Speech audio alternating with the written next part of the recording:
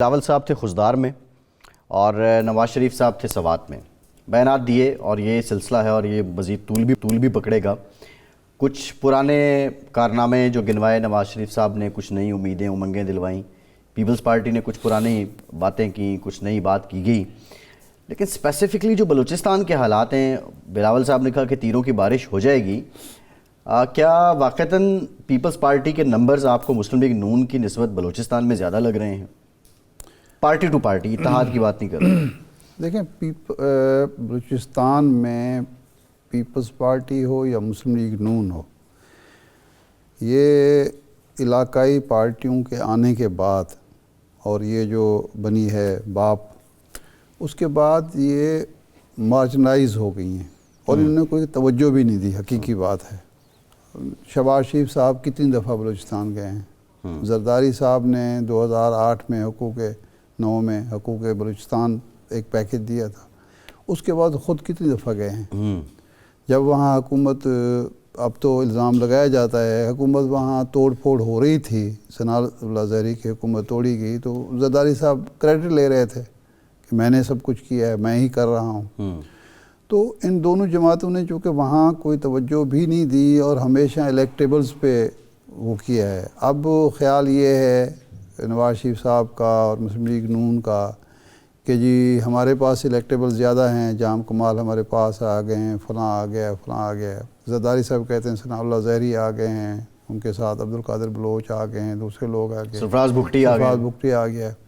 تو جب کسی سیاسی جماعت کے اپنے منشور، اپنے پروگرام، اپنے ایجنڈے، اپنی پاپولیرٹی کی بجائے انحصار ان کا الیکٹیبلز پہ ہوگا تو پھر وہ دعویٰ نہیں کر سکتے کہ جی ہم زیادہ نمبر نکال لیں گے۔ وہاں اگر الیکٹیبلز باپ پارٹی کے پاس زیادہ ہیں یا وہ آزاد کھڑے ہو گئے ہیں جیسا کہ کھڑے ہیں، تو پھر وہ فیصلہ قوت ہوں گی اور وہی اس کی کیا وجہ ہے کہ بڑی سیاسی جماعتیں، یہ ہو سکتا ہے کہ جب وہ نتائج آئیں اور وہاں جو لوگ الیکٹ ہوں، وہ دیکھنا پڑے گا کہ کون سی پارٹی ان کو اٹیکٹ کرتی ہے، لالچ کے ذریعے یا دباؤ کے ذریعے کن پارٹیوں کا وہ رخ کرتی ہے۔ شاہ صاحب سوال یہ ہے کہ جو بڑی سیاسی جماعتیں ہیں، پی ایم ایل این ہے، پیپلز پارٹی ہے، پی ٹی آئی ہے، بلوچستان کو انہوں نے فوکس کیوں نہیں کیا؟ الیکشن سے ہٹ کے بھی اپنی جماعتوں کی تنظیم وہاں پہ کوئی تگڑی نہیں ہے، کیا اس کی ریزن یہ ہے کہ سب سے کم حلقے ہیں، آبادی کم ہونے کی وجہ سے، سیٹیں کم ہیں، تو سیٹیں کم ہونے کی وجہ سے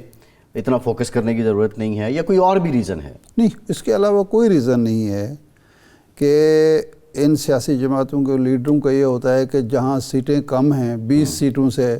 ہم کتنی اچیو کر لیں گے اور کیا ہمیں حکومت سازی میں کتنا، اور یہ بلوچستان کے لوگوں کا گلہ بھی ہے جی کہ ہمیں وہ ایک اکائی کے طور پر نہیں دیکھتے بلکہ سیٹوں کے تناسب سے ہمیں وہ کرتے ہیں، ماپتے ہیں، اور اسی حوالے سے ہی ہماری اہمیت ہوتی ہے۔ تو اور اسی وجہ سے وہاں جو ہے، دیکھیں 1977 تک وہاں قومی سیاست ہوتی تھی، وہاں پہلے نیب تھی، پھر اے این پی تھی، وہاں مسلم لیگ ہوتی تھی، مسلم لیگ کا زور ہوتا تھا، مسلم لیگ، پھر پیپلز پارٹی تھی، یہ 3 بڑی جماعتیں تھیں،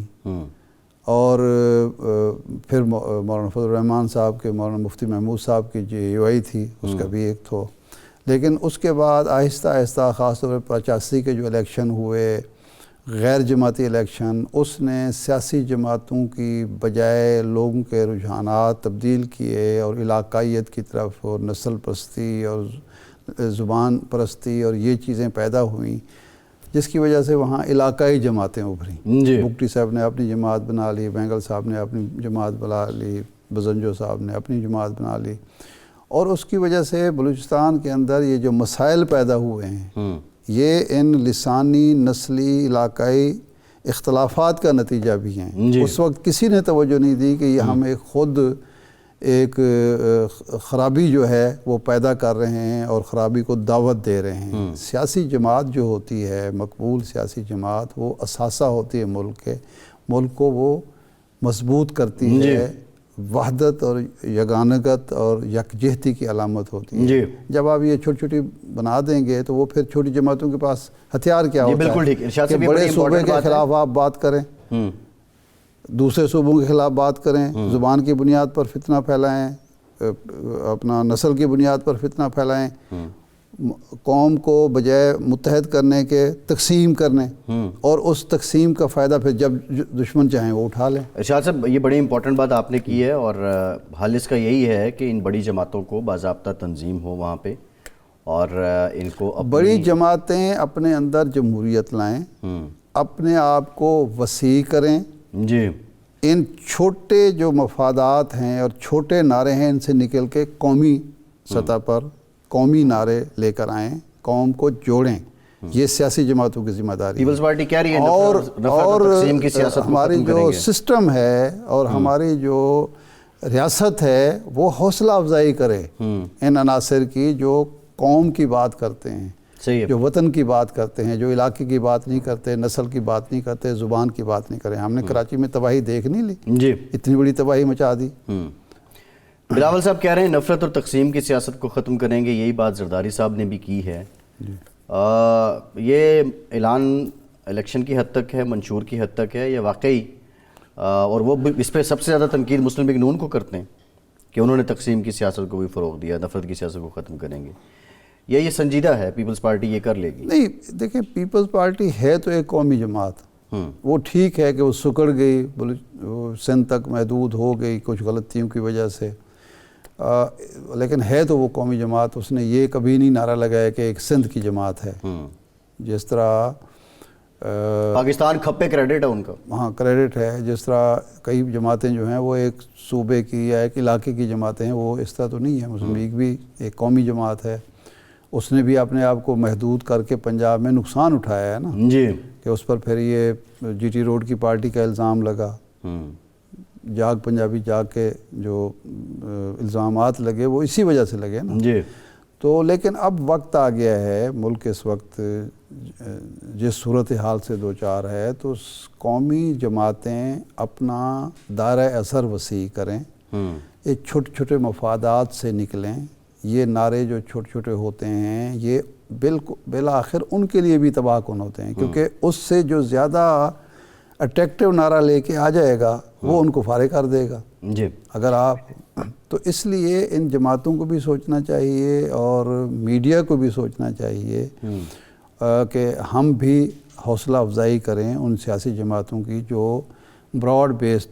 پروگرام رکھتی ہیں، پوری قوم کے لیے پروگرام رکھتی ہیں، جو ایک صوبے کے لیے، ایک علاقے کے لیے، کسی زبان نسل کے لیے